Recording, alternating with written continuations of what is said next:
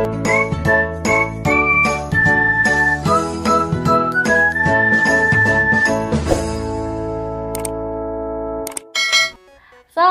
warahmatullahi wabarakatuh. Hai, jumpa lagi bersama saya Erma Widayanti. Oke teman-teman, kali ini saya akan melanjutkan membahas soal KSNK atau OSNK Komputer Informatika tahun 2022. Kita akan bahas di part 2. Karena di part 1 kemarin kita sudah bahas nomor 1 hingga nomor 5. Kali ini kita akan start di nomor 6. Tapi sebelumnya jangan lupa di like, komen, dan share ke teman-teman kamu jika video ini dirasa bermanfaat. Jangan lupa subscribe juga, kalau nanti ada video terbaru dari aku kalian bisa langsung tahu. Oke, kita mulai dari soal yang ke-6. Soal nomor 6. Diketahui 8 buah kota dengan label 0, 1, 2 sampai dengan 7 yang masing-masing terhubung dengan sebuah jalan. Setiap jalan bersifat satu arah. Oke teman-teman, di sini ada bagan ya, kalian bisa lihat panahnya itu mengarah kemana, itulah yang disebut satu arah. Oke, kita lanjut. Diketahui pula waktu tempuh dari satu kota ke kota yang lain masing-masing jalan sesuai dengan nilai yang ditunjukkan pada masing-masing jalur penghubung dalam satuan jam. Waktu tempuh antara dua buah kota didefinisikan sebagai nilai terkecil dari total waktu tempuh jalan-jalan yang harus dilewati untuk berpindah dari satu kota ke kota lainnya. Misalnya, waktu tempuh dari 2 ke 7 adalah 3. Karena kita dapat melalui jalur 2 ke 3, waktu tempuhnya 2 jam, dan jalur 3 ke 7, waktu tempuhnya adalah 1. Sehingga totalnya 2 tambah 1 sama dengan 3.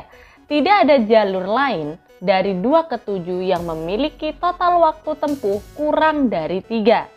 Kota manakah yang waktu tempuhnya dari 0 paling besar? A3, B4, C5, D6, dan E7. Baik, teman-teman, kita analisis dulu ya sesuai contoh. Kalau kita dikasih contoh itu adalah 2 ke 7. Perhatikan dari 2 ke 7 sebenarnya kita bisa 2 ke 5, kemudian 5 ke 7. Opsinya selanjutnya adalah 2 ke 3, 3 ke 7. Tetapi jika diperhatikan, dia mencari jalan yang paling efisien atau paling cepat gitu ya. Dimana 2 ke 3 dulu, setelah itu 3 ke 7. Alhasil 2 ditambah 1 sama dengan 3. Jika kita melewati nomor 5, 2 ke 5, 5 ke 7, maka hasilnya adalah 5. Sehingga yang dipilih adalah yang 3. Paham sampai sini? Sehingga kita harus memilih jalur yang paling cepat gitu ya teman-teman. Tetapi pertanyaannya, manakah waktu tempuhnya dari 0 yang paling besar? Dari yang tercepat tersebut, kita ambil waktu tempuh yang paling besar. Apakah 3, 4, 5, 6, atau 7? Baik, sekarang kita coba aja teman-teman. Yang A, 0 ke 3. Berarti dari 0 ke 3 itu opsinya sebenarnya cuma 1 teman-teman. Kenapa? Karena kalau kita lihat dari 0, dia bisa ke 1 atau ke 5. Dari 5 ke 7, tetapi dari 7 dia tidak bisa ke 3 karena satu arah ya. Ingat, setiap jalan bersifat satu arah.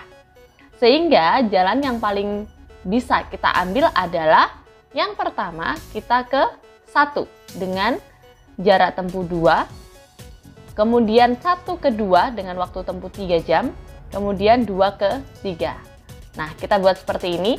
Jalur 0 ke 3 melalui waktu tempuh 2 ditambah 3 ditambah 2 sama dengan 7 jam. Oke, mudah kan teman-teman? Kita coba yang keempat.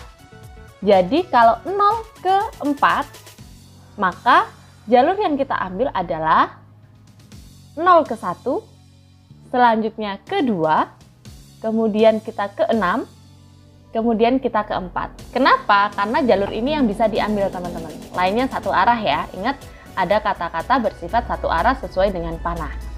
Sehingga jalur 0 ke 4 adalah 2 ditambah 3 ditambah 2 ditambah 3 sama dengan 10. Kita coba yang C atau 0 ke 5. Ternyata 0 ke 5 hanya satu kali jalan, yaitu dari 0 langsung ke 5. Sehingga 0 ke 5 sama dengan 1 jam. Selanjutnya 0 ke 6. Dari 0 ke 6. Dari ke 0 ke 6 kita sudah coba ya tadi ya. Jadi melewati 1, melewati 2, kemudian lanjut ke 6. Sehingga untuk 0 ke 6 adalah 2 ditambah 3 ditambah 2 sama dengan 7. Sama dengan yang opsi A atau 0 ke 3 ya nilainya. Terakhir kita cek kalau 0 kemudian ke 7. Dari 0 ke 7 kita tinggal lewat ke 5 kemudian langsung ke 7. Berarti totalnya adalah 4. Sehingga kalau ditanya kota manakah yang waktu tempuh dari 0 paling besar, maka jawabannya adalah 4. Sehingga jawaban yang paling tepat adalah B. Gitu teman-teman. Oke, kita lanjut ke soal berikutnya. Soal ke-7. Oke, soalnya agak panjang ya teman-teman, perlu diperhatikan dulu. Pak Dengklek sedang membuat program sederhana yang bisa menggambar sebuah bangun ruang dari masukan sebuah string yang terdiri dari huruf-huruf T, U, B, S. Setiap membaca satu karakter pada string, program akan menggambar sebuah garis dengan panjang 1 cm yang terhubung dengan garis sebelumnya, yang digambar dengan ketentuan sebagai berikut. Jika terbaca T, maka program akan menggambar garis ke arah kiri ke kanan. Jika terbaca karakter U, maka program akan menggambar garis dengan arah dari bawah ke atas. Jika terbaca karakter B, maka program akan menggambar garis dari arah kanan ke kiri. Jika terbaca karakter S, maka program akan menggambar garis dengan arah dari atas ke bawah. Berikut adalah contoh hasil gambar dari program yang dibuat Pak Dengklek dengan masukan string. Oke, contohnya yang sebelah sini ya teman-teman. Masukannya adalah TT, SBS, TS, BB, UUU. Oke, kita lihat titik awalnya di sini, TT, karena T itu ke kiri ke kanan, jadi dia ke kiri ke kanan.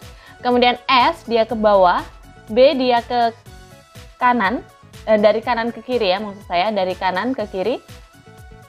Kemudian S, itu ke bawah, T ke kiri lagi, S ke bawah lagi, BB, berarti ke kanan. Kemudian UUU, itu ke atas. Oke, paham sampai sini contohnya. Kemudian masukkan string yang hampir sama SS, BU, B, SB, UU, TTT. Berarti startnya dari sini teman-teman. Yang pertama dia lakukan SS, bawah-bawah gitu ya. 2 kali kan. Kemudian B, kemudian U, B, SB, UU, TTT. Nah, kalau kita perhatikan, dia bangun ruangnya sama, ya kan? Jika diperhatikan, meskipun masukan string berbeda, gambar yang dihasilkan bentuknya sama, hanya berbeda rotasinya saja. Manakah di antara string berikut yang menghasilkan gambar dengan bentuk yang sama dengan string TTT, SBS, TT, SBBB, UB, UU? Ataukah A, B, C, D, ataukah E? Gitu ya teman-teman. Oke, sekarang untuk pembahasannya ini karena agak panjang, saya ganti slide dulu. Kita coba yang tadi ya. Kalau yang tadi untuk penggambarannya saya sudah jelaskan, kita tinggal tarik garis. Kalian bisa coba di kertas teman-teman. Tetapi kalau kita lihat pola, sekarang perhatikan. Di sini ada T dan SS. TT, SS. Berarti ada 2 karakter yang atau 2 string yang berjajar. Kemudian setelah itu, setelah beda BUB, BUB, SBS. Polanya sama ya, BUB sama SBS. Kemudian TS itu adalah SB. Nah, kalau kita lihat ada 2 lagi nih yang sama, BB, BB ya. Jadi polanya sama nih. Terakhir di sini ada UU yang 3 kali, di sini ada TTT 3 kali. Jadi pola ini pasti akan sama ketika kita harus membuat bangun ruang yang bentuknya sama tetapi rotasinya berbeda. Polanya kalau di sini sekali lagi kita lihat bahwa TT atau 2 beda, kemudian ini sama ya, B sama B sama di jeda 1 string, kemudian beda, kemudian 2 sama dan 3 sama. Nah, tugas kita adalah mencari TT, SBS, TT, SBBB, UB, UU. Oke, stringnya kita lihat polanya. Ada 3 yang berjajar, ada 2 yang berjajar, 3 berjajar, ada yang 2 berjajar, gitu ya. Jadi paling tidak dalam pilihan ini kita mau gambar dulu boleh, tapi kalau mau dilihat polanya dulu juga boleh. Karena dari pola kita bisa tahu mana yang harus kita coba gambar gitu ya. Oke, yang A. Sorry, ini saya kasih warna yang berbeda biar enak. Jadi kalau yang stringnya 3 kita kasih orange, kemudian yang stringnya 2 kita kasih biru gitu ya. Oke, yang sekarang poin A. Di poin A hanya ada satu yang 3 berjajar, nggak ada lagi ya teman-teman, sehingga ini sudah jelas salah, udah nggak usah dipikir lagi gitu maksud saya. Jadi teman-teman harus lihat nih, oh di sini ada 2 tuh, ada 2 kan seharusnya, tapi kenapa di sini cuma 1, nggak ada lagi, berarti dia bukan jawaban. Oke, kita lanjut ke yang B. Ada SSS dan juga BBB, sudah ada 2 ya teman-teman. Sekarang kita cek yang 2. Ternyata cuma ada 1 teman-teman. Di sini cuma ada 1, berarti dia juga salah. Paham sampai sini? Oke, karena nggak ada lagi yang kembar, padahal kita butuh 2 yang kembar seperti ini. Ini cuma 1. Kalau ini 4 nggak bisa ya. Oke, kita lanjut ke C. C ini ada 3, kemudian 2, 1, oke, ada 3 juga, ada 2. Nah, kalau ini benar teman-teman. Ya, kita kan coba lihat ya, TTT, SBBB, BB, oke. Tapi kalau mau yakin kita cek dulu yang sini. Ada 3, ada 2, oke. Kemudian ada 2, ada 3. Nah, sekarang perhatikan. Pola di atas setelah TT 3 kali, dia SBS. Berarti adalah yang berbeda.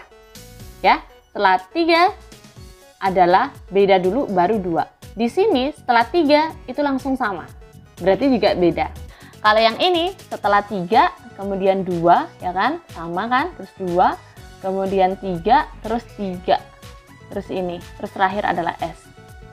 Oke, masih bisa ya. Jadi kalau ini kan setelah 3 langsung 2, berarti polanya beda, berarti dia jawabannya salah. Terakhir B nya 2, oke, ini 3, ini 2, ini 3, sama deh. Oke, tapi kenapa dia salah? Oke, yang E. Kalau yang E sama-sama polanya ada 3, ada 2. Ada 3, ada 2. Tetapi kalau diperhatikan 3 yang ini langsung jajar sama 2, ya kan? Sama kayak ini tadi, kayak yang D. Jadi setelah 3 dia langsung 2. Berarti dia juga salah. Oke, kita sudah menemukan 1 jawaban yang benar. Tapi untuk meyakinkan teman-teman bener nggak sih ini jawabannya? Nah, baru kita coba nih. Oke, untuk meyakinkan teman-teman apakah benar jawaban C ini sama dengan pola yang diminta, maka kita coba gambar yang atas dulu. TTT, SBS, kemudian TT, SBBB. Oke, ini U ya, naik, kemudian B, kemudian UU gitu ya teman-teman. Ini kurang hurufnya aja. Tetapi kalau kita cek yang C, itu jawabannya seperti ini.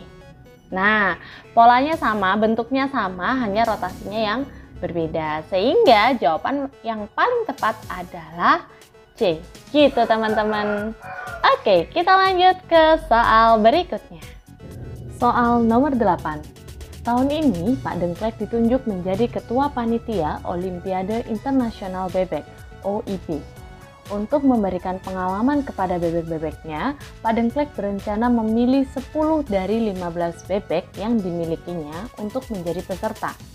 Tentunya kita tahu bahwa di antara 15 bebek tersebut, ada 4 bebek kesayangan dari Pak Dengklek, yaitu Kuak, Kwik, Kwek, dan Kuok. Kuak dan Kwik harus dipilih untuk menjadi peserta lomba karena keduanya yang paling pintar. Sedangkan Kwek dan Kuok tidak bisa dipilih sebab saat ini sedang sakit. Ada berapa banyak cara memilih bebek-bebek sebagai peserta OIB? A. 303, B. 286, C. 196, D. 165, dan E. 120. Baik, teman-teman, untuk pembahasan soal ini, kita tahu yang pertama adalah Pak Dengklek harus memilih 10 dari 15 bebek yang dimilikinya. Tapi ada syaratnya tadi, bahwa ada 4 bebek kesayangan, di mana ada Kuak, Kwik, Kwek, dan Kuok. Atau biasanya kita ganti variabel menjadi A, I, E, dan O. Oke, di sini Quack dan Quick harus dipilih, teman-teman. Berarti sudah ada 2 bebek yang pasti dipilih, gitu ya. Kemudian yang Quack dan Quack tidak bisa dipilih karena sedang sakit. Berarti yang pertama, jumlah peserta sebenarnya adalah 15 dan jumlah peserta terpilih adalah 10. Namun, jumlah peserta sebenarnya ini kita bisa kurangi dengan 4 bebek kesayangan Pak Dengklek. Jadi, total peserta yang harusnya 15 itu menjadi 11, di mana yang 4 adalah bebek kesayangan Pak Dengklek. Namun, jumlah yang terpilih harusnya kan 10, tetapi Quack dan Quick harus dipilih karena pintar, sehingga kita kurangi dengan 2. Kesempatan yang diberikan kepada 11 bebek lain adalah 8. Gitu ya teman-teman. Jadi jumlah peserta yang seharusnya 15 menjadi 11, dan jumlah terpilih yang harusnya 10 sudah ada 2, jadi tinggal 8. Nah, untuk penyelesaiannya kita menggunakan rumus kombinasi, di mana C atau kombinasi NR sama dengan N faktorial per N faktorial min R faktorial dikalikan dengan R faktorial. Jadi kita tinggal masukkan aja yang jumlah peserta yang terbaru. Jadi 11 kombinasi 8.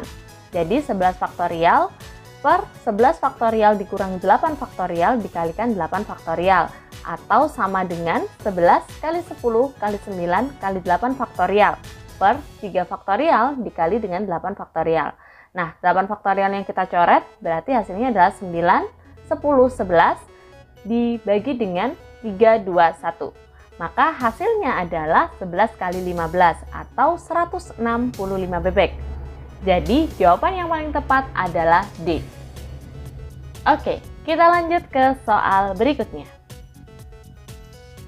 Nomor 9. Pak Dengklek akan kembali ke kotanya dari Yogyakarta setelah meninjau lokasi yang digunakan untuk Olimpiade Internasional Bebek atau OIB. Dia membawa oleh-oleh dari Yogyakarta untuk ketiga bebeknya, yaitu Quack, Quick, dan Quack. Tapi sayangnya dia hanya mendapatkan jatah 20 kilo bagasi. Jika barang bawaannya melebihi jatah, Pak Dengklek harus membayar biaya tambahan untuk berat sisanya. Masing-masing oleh-oleh yang memiliki berat tertentu. Gabungan oleh-oleh untuk Quack dan Quick jika ditimbang memiliki berat 13 kg. Gabungan untuk Quack dan Quack jika ditimbang memiliki berat 21 kg. Gabungan oleh-oleh untuk Quick dan Quack jika ditimbang memiliki berat 32 kg.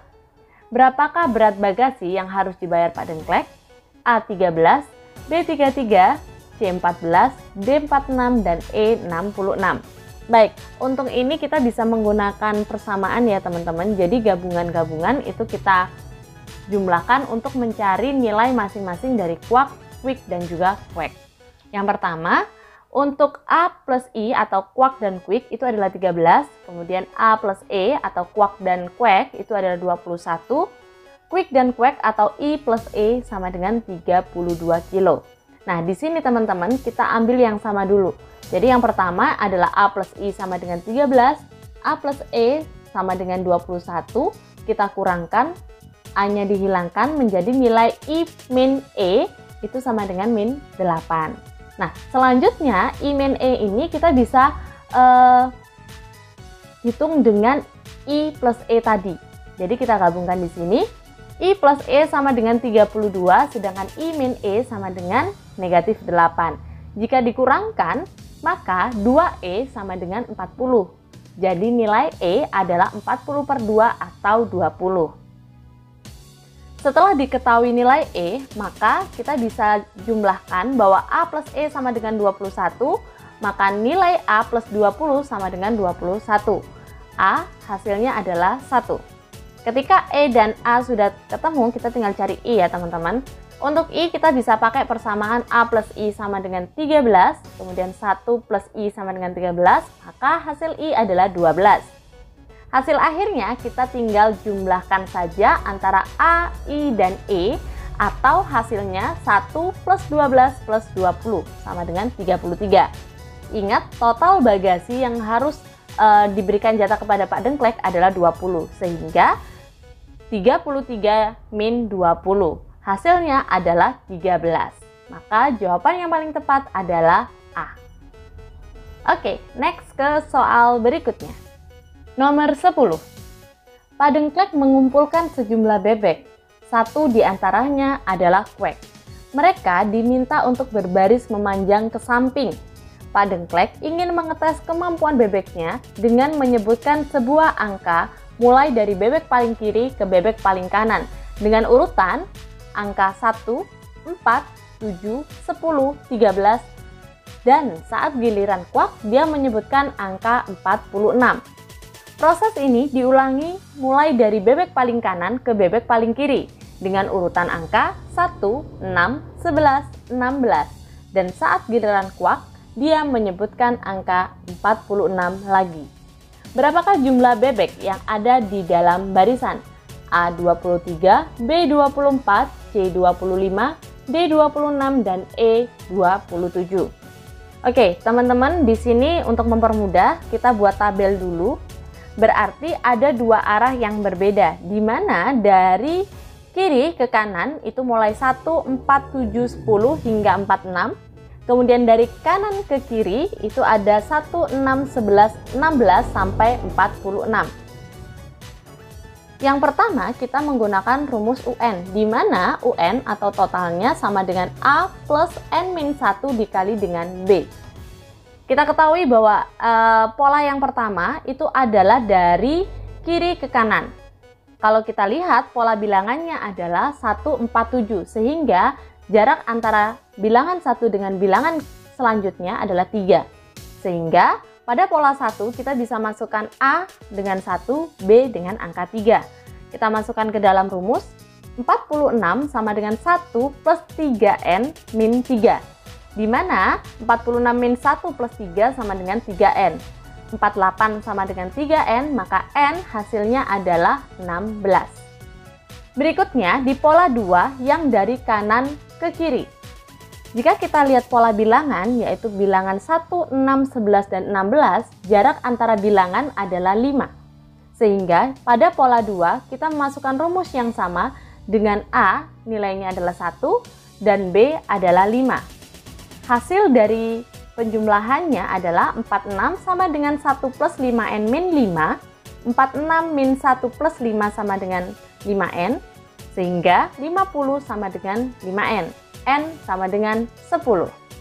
Oke, kalau ditanya berapa jumlah bebek yang ada dalam barisan, sebenarnya kita bisa menggunakan jumlah bebek ditambah jumlah bebek yang ada, yaitu 16 plus 10. Namun teman-teman, posisi 46 ada di tengah, sehingga 46 dihitung dua kali antara pola 1 dan pola 2. Maka ketika ini adalah satu bilangan yang sama, kita minus 1. Hasil akhirnya 16 plus 10 min 1, karena posisi 46 ada di posisi yang sama. Sehingga hasil akhirnya adalah 25. Oke, jawaban yang paling tepat adalah C. Oke, itu aja teman-teman untuk pembahasan part 2. Terima kasih sudah menonton. Semoga ini bermanfaat buat kalian. See you next time. Assalamualaikum warahmatullahi wabarakatuh.